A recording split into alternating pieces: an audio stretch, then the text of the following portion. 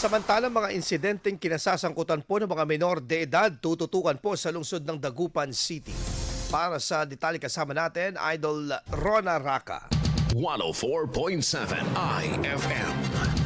Report!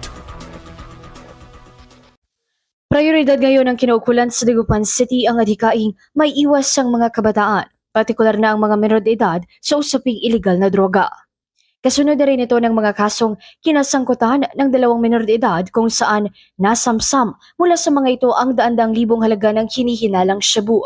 Sa panayam kay Dagupan City OIC Chief of Police, Lieutenant Colonel Lawrence Keith Calub, bibigyan ng karampatang atensyon ang pagsusulong nito. Nagagamit po na mule, sabihin ko na nga, yung courier ng mga illegal drugs is yung mga bata. So, bibigyan po natin ng special attention itong mga kabataan kasi naniniwala pa ako na sila po yung pag-asa talaga ng ating bayan. Ilan naman sa inihahandang aksyon ay ang pagsasagawa ng dialogo sa mga eskwelahan, paglunsad ng mga sports activities na hihikayat sa partisipasyon ng mga mag-aaral at iba pa.